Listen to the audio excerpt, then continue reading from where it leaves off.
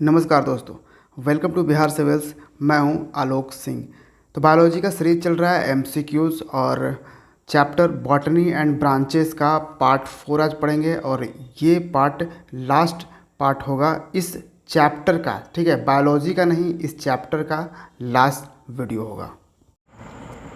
तो question number 30 and आज का पहला question, branch of biology which deals with the study of identification, nomenclature and classification of organism. तो biology का वह ब्रांच जो डील करता है उसके स्टडी ऑफ आइडेंटिफिकेशन पे, नोमेनक्लेचर पे और क्लासिफिकेशन ऑफ ऑर्गेनिज्म पे डील करता है, तो वो क्या होगा? तो इसका आंसर हो जाएगा ऑप्शन सी या जी, ये हो जाएगा टैक्सोनॉमी। जहाँ तक बात करें एक्सोबायोलॉजी, तो ये एक्सोबायोलॉजी जो है ये स्पेस की बात कर रहा है। इकोलॉजी आप समझ रहे हो, inter relationship between living and their environment है। और टॉक्सिकोलॉजी की अगर जहाँ तक हम बात करें तो ये है study of adverse effects of chemical substances living organism. जो लिविंग ऑर्गेनिजम्स हैं उन पे एक केमिकल का क्या इफ़ेक्ट है, क्या होता है, उसको हम पढ़ते हैं टॉक्सिकोलॉजी में। ठीक है, नेक्स्ट क्वेश्चन है हमारा estimation of age of woody plant by counting annual ring. तो जो वर्ष भर के जो रिंग को हम काउंट करके और हम पता करते हैं किसी वुडी प्लांट का जो एज पता करते हैं वो क्या कहलाती है, यहाँ आपसे ये सवाल पूछा जा रहा है।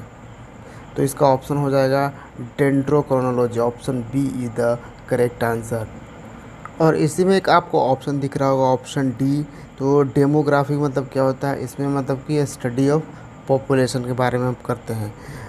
32 physical basis of life is. तो लाइफ का जो फिज़िकल बेसिस है वो क्या होता है, आपसे ये सवाल पूछ रहा है। इसका आंसर हो जाएगा ऑप्शन सी, जी हाँ, प्रोटोप्लाज्म हो जाएगा। ठीक है, प्रोटोप्लाज्म क्या है? तो ये एक फ्लूइड टाइप का है जो प्लाज्मा मेम्ब्रेन के अंदर प्रेजेंट रहता है। ठीक है, अगर सेल पढ़िएगा तब आपको ये चीज़ें और भी क्लियर हो जाएगी। तो वो है प्रोटोप्लाज्म। और यही जो प्रोटोप्लाज्म है इसका ही नाम जो है किसने दिया है? तो परकंजे ने। परकंजे एक साइंटिस्ट हैं जिन्होंने नाम दिया है प्रोटोप्लाज्म को, तो ये ध्यान रखिएगा। और प्रोटोप्लाज्म का भी 2 पार्ट्स है। ठीक है, यहाँ मैं इरेज कर देता हूँ और बता रहा हूँ, जो ये प्रोटोप्लाज्म है ना, इसका 2 पार्ट्स है, साइटोप्लाज्म और न्यूक्लियोप्लाज्म। ठीक है, ये जो साइटोप्लाज्म है और ये न्यूक्लियोप्लाज्म है, ये दोनों प्रोटोप्लाज्म का ही पार्ट्स है, तो ये भी ध्यान रखिएगा। तो आ जाइए नंबर 33 पे, study of process of ageing. तो बूढ़ा होने का जो स्टडी है उसको क्या कहते हैं? तो इस प्रोसेस को अगर हम पढ़ाई करते हैं, इसका अध्ययन करते हैं, तो इस प्रोसेस को कहते क्या हैं? तो वो हो जाएगा gerontology, option b is the correct answer. यहाँ पे आपको ओंटोजेनी आपको एक दिख रहा होगा, ओंटोजेनी। ये किसी भी ऑर्गेनिज्म का और ओरिजिनेशन एंड डेवलपमेंट को हम ओंटोजेनी कहते हैं। ठीक है, तो ये ध्यान रखिएगा। नंबर 34 में आ जाइए, cultivation of ornamental shrubs plants. तो जो ऑर्नामेंटल श्रब्स और प्लांट होते हैं उनका अगर खेती किया जाए तो उसको हम क्या कहेंगे? ठीक है, तो ये आपसे है, तो ये आंसर हो जाएगा ऑप्शन बी, ओलेरी कल्चर। क्या हो जाएगा? ओलेरी कल्चर। और अर्बोरी कल्चर क्या है?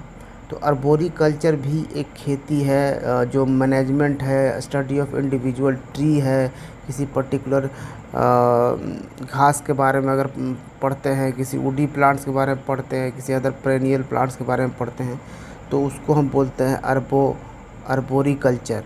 ठीक है, वैसे इसका ऑप्शन बी करेक्ट आंसर है। ठीक है, तो इस चीज़ को भी ध्यान रखना है। एग्रोनॉमी आप समझ ही रहे होगा, मैनेजमेंट ऑफ सॉइल।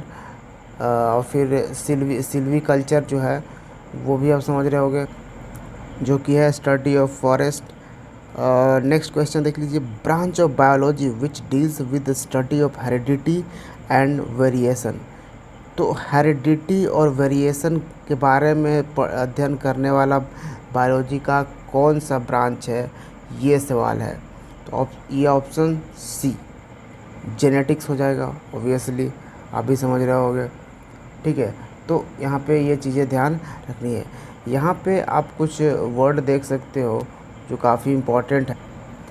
बात करें हिस्टोलॉजी की, तो हिस्टोलॉजी काफ़ी इम्पोर्टेंट है, याद रखिएगा। तो हिस्टोलॉजी हो जाएगा आपका स्टडी ऑफ टिश्यू, जी हाँ, ऊतक के बारे में अध्ययन। और जेनेटिक्स आप समझिएगा। फिर साइटोलॉजी जो है ये हो जाएगा स्टडी ऑफ सेल, ये study of cell. Histology study of tissue, तो ये ध्यान रखना है। फिर इवोल्यूशन आप समझ रहे हो, चेंज इन द जो हेरिटेबल कैरेक्टर्स होते हैं उनमें जो चेंज होता है उसको हम इवोल्यूशन कहते हैं। नेक्स्ट क्वेश्चन है 36, study of growing plant without soil in water containing nutrient is. अब उस तरह का जो प्लांट है जो सॉइल पे नहीं उगता है बल्कि उसको वाटर कंटेनिंग न्यूट्रिएंट में उगाया जाता है, उसको हम क्या कहते हैं, इसके अध्ययन के बारे में हम क्या कहते हैं। तो इसका ऑप्शन भी मैं दिखाता हूँ। तो यहाँ पे ऑप्शन देख सकते हो आप ऊपर, ठीक है। तो 37 के पहले आप इसका ऑप्शन देख सकते हो 36 का। तो इसका आंसर हो जाएगा hydroponics, option b is the correct answer. 37 देखिए, microscopic organism which passively float on the surface of water is called. अब वो जो सूक्ष्म ऑर्गेनिज्म जो कि पैसिवली फ्लोट करता है, मतलब कि तैरता है पानी के सरफेस पर, उसको हम क्या कहेंगे, यहाँ पे आपको ऑप्शन से बताने हैं। तो इसका आंसर क्या हो जाता है, तो ऑप्शन सी, यानी कि फाइटोप्लैंक्टन्स भी हम कहते हैं और जू प्लैंक्टन्स भी कहते हैं, दोनों ही कहते हैं। तो option c is the correct answer, a and b both. तो इसको भी ध्यान रखिएगा। अगला क्वेश्चन है study of effect of light. क्या है, study of effect of light on various biological life process. तो उस चीज़ के बारे में अगर हम अध्ययन करें कि जो इफ़ेक्ट ऑफ लाइट जो अलग अलग बायोलॉजिकल लाइफ प्रोसेस पर पड़ता है, उसके बारे में अगर हम पढ़ाई करते हैं तो उसको हम क्या कहते हैं, ये सवाल है। तो इसका आंसर हो जाएगा फोटोबायोलॉजी, ठीक है। लाइट, इफ़ेक्ट ऑफ लाइट की बात करिए तो फोटो, यहाँ से वर्ड से समझिए, फ़ोटो का मतलब लाइट हो जाता है और यहाँ पे बायोलॉजी, तो साइंस में फ़ोटो का मतलब लाइट। तो यहाँ पे क्या हो जाएगा, तो इसका आंसर हो जाएगा option b is the correct answer, photo biology. चलिए नेक्स्ट क्वेश्चन की बात अगर हम करें तो काफ़ी इम्पोर्टेंट है। Question number 39, the branch of geology that studies dinosaurs is an example of what. तो डायनासोर्स का जो स्टडीज़ के बारे में पढ़ता है वो कौन सा जियोलॉजी का ब्रांच है, ये सवाल है यहाँ पे आपसे पूछ रहा। तो इसका सही आंसर हो जाएगा पैलिएंटोलॉजी। जी हाँ, बिल्कुल, पैलिएंटोलॉजी वो ब्रांच ऑफ जियोलॉजी है जो डायनासोर्स के बारे में स्टडी करता है, ठीक है। तो ये option c is the correct answer. यहीं पे आप ऑप्शन में देख सकते हो सोफ्रोलॉजी है एक ऑप्शन, ये ठीक है। ये कौन सा है, सोफ्रोलॉजी। तो ये क्या है, तो ये एक है कि सेल्फ हेल्प मेथड है। कहाँ पे, यूरोप में एक मेथड यूज़ किया जाता है जिससे कि हम जो स्ट्रेस होता है, जो स्लीप, जो सोने की बात करें तो, या फिर जो माइंड की शांति, तो इन सब चीज़ों का एक मेथड यूज़ किया जाता है, उसको सोफ्रोलॉजी कहा जाता है, ठीक है। और ये बेसिकली यूरोप में यूज़ किया जाता है, तो ये ध्यान रखिएगा।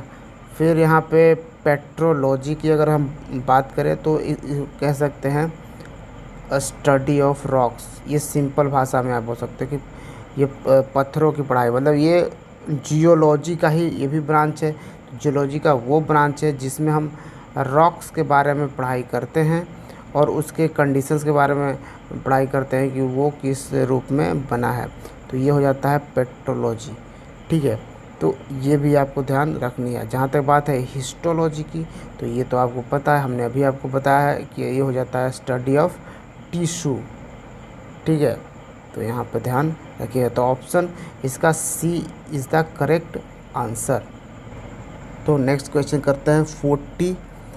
तो what is the study of ancient plants like Moses that grow in moist humid environments. तो बताना है कि वो स्टडी क्या कहलाता है जिसमें हम पढ़ते हैं एंशिएंट प्लांट्स के बारे में, जैसे मॉसेस के बारे में पढ़ते हैं, मॉइस्ट के बारे में पढ़ते हैं, ह्यूमिड इन्वायरमेंट के बारे में हम पढ़ाई करते हैं, तो उसको हम क्या कहते हैं, ये यहाँ पे पूछना है। तो आंसर हो जाएगा ब्रायोलॉजी। ठीक है, क्या option b is the correct answer, bryology. तो ये चीज़ें ध्यान रखिएगा। फिर यहाँ पे आपको ऑप्शंस में दिख रहा होगा पैलिनोलॉजी। तो हमने पैलिनोलॉजी आपको बताया था, ये हो जाता है स्टडी ऑफ डस्ट। ठीक है, हाँ, धूल के बारे में पढ़ाई करें अगर करते उसके बारे में अध्ययन करते हैं तो वो हो जाता है पैलिनोलॉजी। फिर यहाँ पे आपको एक और चीज़ दिख रहा होगा इम्पॉर्टेंट, एथनोबॉटनी। क्या नाम है इसका, एथनोबॉटनी। कि एथनोबॉटनी एक जो है ना क्षेत्रीय पौधों के बारे में, यानी कि जो रीजनल प्लांट्स हैं उनके बारे में स्टडी, या फिर और उनके बारे में जो प्रैक्टिकल उसका क्या यूजेज है उन पौधों का। ठीक है, पौधों के बारे में उनका प्रैक्टिकल यूज़ क्या है, उसका ट्रेडिशनल नॉलेज उसके बारे में रखना। ठीक है, ये सब किस में आता है, तो एथनोबॉटनी में आता है ये वाला जो वर्ड है। ठीक है, तो ये भी याद रखिएगा एथनोबॉटनी के बारे में। फिर देखिए एक लास्ट ऑप्शन में आपको दिख रहा होगा डेंड्रोलॉजी। क्या दिख रहा है, डेंड्रोलॉजी। तो अगर किसी पेड़ पौधों के बारे में साइंटिफिक स्टडीज़ करते हैं, साइंटिफिक स्टडी ऑफ ट्रीज, पेड़ के बारे में अगर साइंटिफिक स्टडी करते हैं उसको डेंड्रोलॉजी कहते हैं। ठीक है, सो अब आज का last question, botanical survey of India BSI का headquarter is located in which city. तो बोटेनिकल सर्वे ऑफ इंडिया का हेड क्वार्टर कहाँ पे है, तो कोलकाता में है। Option c is the correct answer. तो ये था बॉटनी एंड ब्रांचेज का पार्ट 4, जो कि इस चैप्टर का लास्ट पार्ट था। तो उम्मीद है आपको ये सीरीज़ पसंद आ रहा होगा, तो वीडियो को ज़रूर लाइक कीजिएगा। नेक्स्ट में अगला चैप्टर हो जाएगा, यानी बॉटनी एंड ब्रांचेज है। इसी वीडियो तक 4 वीडियो में हमने पूरे बॉटनी एंड ब्रांचेज का ये जो चैप्टर हमने ख़त्म किया है, और अगले वीडियो में आपको नेक्स्ट चैप्टर आएंगे। ठीक है, बायोलॉजी से ही, ये ध्यान रखिएगा। और हाँ, लाइक ज़रूर कीजिए वीडियो को, यही हमारा मोटिवेशन काम करता है। तो लाइक कीजिए, और जिसने अभी तक सब्सक्राइब नहीं किया है वो सब्सक्राइब कर लीजिए और हमें सपोर्ट कीजिए। ठीक है, और मैं बताता चलूँ कि बिहार सिविल्स आपको पूरे साल प्रोवाइड करता है 2 तरह से बिहार करंट अफेयर्स। जी हाँ, पहला फॉर्मेट हमारा होता है मंथली कलेक्शन, और दूसरा जो फॉर्मेट होता है वो होता है टॉपिक डिस्कशन। ये आप वीडियो चेक कर पाएंगे चैनल पे।